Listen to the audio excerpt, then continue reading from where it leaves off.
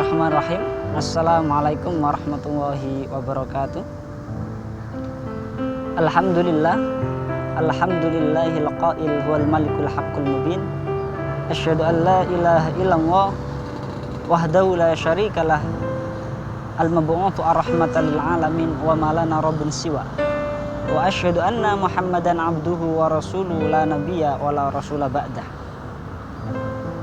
Alhamdulillah, segala puji kita aturkan kepada Allah Subhanahu wa taala, Zat yang maha menghidupkan, Zat yang maha meniadakan, Zat yang maha segala-galanya ialah Allah Subhanahu wa taala.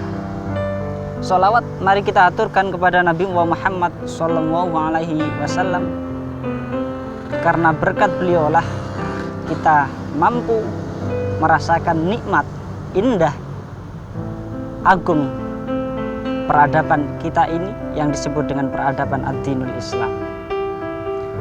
Para hadirin yang dirahmati oleh Allah Subhanahu wa taala,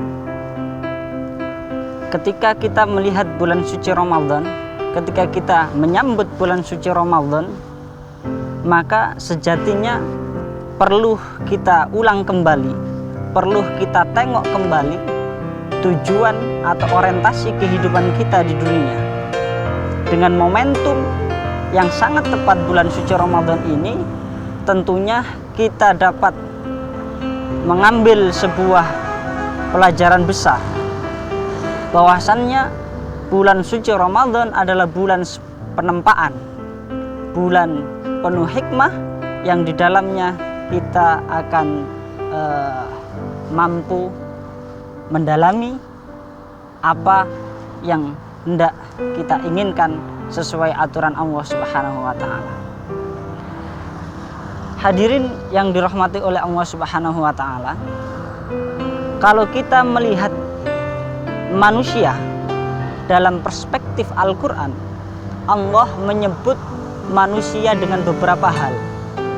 Di antaranya manusia disebutkan oleh Allah Subhanahu wa taala di dalam Al-Qur'an dengan nama atau dengan kata An-Nas.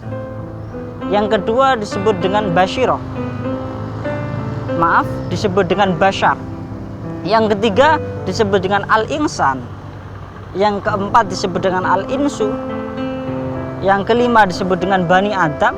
Dan yang keenam disebut dengan Khalifah.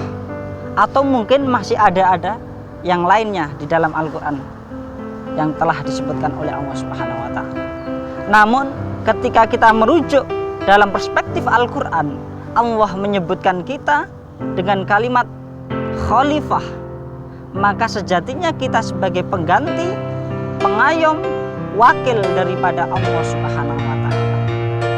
Ketika kita berbicara wakil pengganti Allah Subhanahu wa ta'ala itu, maka tentunya kita mempunyai tanggungan, kewajiban yang telah diberikan oleh Allah Subhanahu wa ta'ala. Di antaranya ialah apa yang menjadikan tujuan kita hidup dalam kehidupan di dunia ini, atau orientasi apa yang kita punyai untuk menjalankan kehidupan di dunia ini. Maka kalau kita melihat orientasi kehidupan di dunia ini, hanya ada dua hal. Yang pertama adalah orientasi manusia hidup di dunia ini ialah dunia itu semata.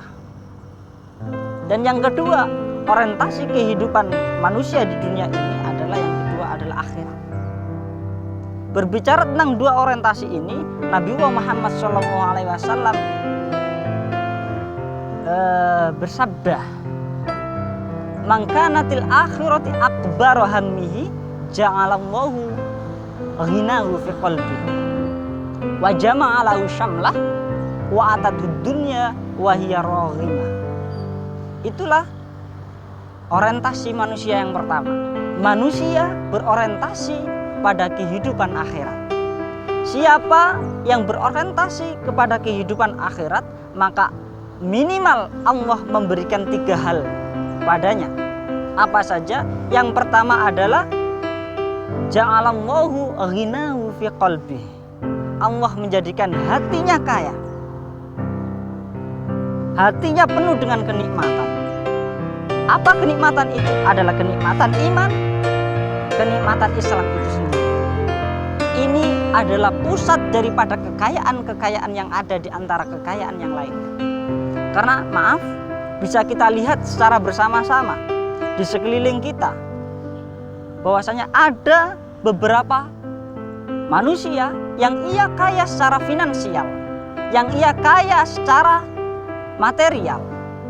Namun ketika Allah mencabut kekayaan di dalam hatinya, sungguh ia menjadi kategori manusia yang paling miskin atau yang paling fakir di muka bumi ini. Itu yang pertama.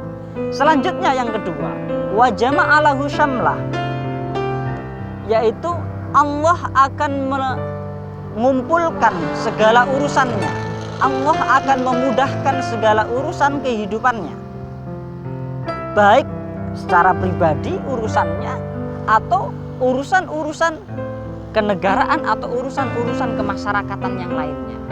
Ini adalah kategori bonus yang telah diberikan oleh Allah Subhanahu wa Ta'ala ketika kita berorientasikan kepada orientasi kehidupan akhirat. Dan yang ketiga yang perlu kita ketahui bersama, wa'atadud dunya wa hiya raghimah. Allah akan memberikan dunia yang hari ini kita sibuk mencarinya kesana kemari tanpa mengenal waktu, bahkan mungkin tanpa mengenal lelah, mencari nafkah untuk pribadi, untuk keluarga, untuk anak, ataupun untuk siapapun. Tanpa lelah kita mencari itu, tetapi Allah akan memudahkan dunia itu dan dunia itu tunduk tanpa kita yang tunduk terhadap dunia. Wahia rohimah, dunia yang tunduk pada kita, bukan kita yang tunduk pada dunia. Dalam bahasa singkat saya, sering saya mengatakan bahwasannya ketika kita keras pada dunia, maka dunia akan lunak pada kita. Tetapi sebaliknya, ketika kita lunak pada kehidupan dunia ini, maka sesungguhnya dunia akan menjadi keras pada diri kita. Para pemirsa yang dirahmati oleh Allah Subhanahu wa Ta'ala, itu orientasi manusia yang pertama. Orientasi manusia yang kedua adalah wa man kanatid dunya akbaru hammihi ja'alallahu faqra baina ainaihi. Orientasi yang kedua adalah manusia bertujuan hanya pada ketujuan hidup di dunia, maka Allah akan menjadikan dia fakir baina ainaihi, secara nyata di depan umat manusia atau di depan Allah Subhanahu wa Ta'ala. Yang kedua, wa farraqa alaihi syamlah, Allah merusak urusannya yang hari ini mungkin orang lain bisa membantu urusan kita atau siapapun bisa membantu urusan kita, tetapi ketika Allah Subhanahu wa Ta'ala merusak urusan kita, maka mustahil tiada satupun makhluk yang dapat menolong kita. Dan yang terakhir, walam ya'ti minad dunya illa ma quddirolah, dan tidaklah Allah Subhanahu wa Ta'ala memberikan kepada kita semuanya dunia yang kita cari pada kehidupan ini kecuali sebatas yang telah dijatahkan oleh Allah Subhanahu wa Ta'ala. Para pemirsa yang dirahmati oleh Allah, itulah dua gambaran besar terkait orientasi kehidupan manusia di muka bumi ini.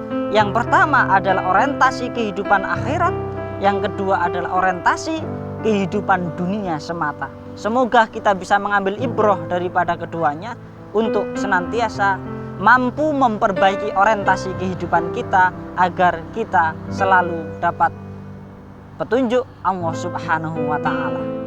Terakhir kalinya saya sampaikan perkataan ulama Wahab ibnu Munabbih mengatakan, inna dunya lam tukhlaq liyungdhari ilaiha bal liyungdhari biha ilal akhirah. Dunia ini diciptakan tidak semata-mata untuk kita nikmati keindahannya, tetapi dunia ini diciptakan adalah sebagai contoh, sampel untuk kita dapat melihat kehidupan akhirat kelak. Ma'asyiral muslimin, para jamaah, para peserta, para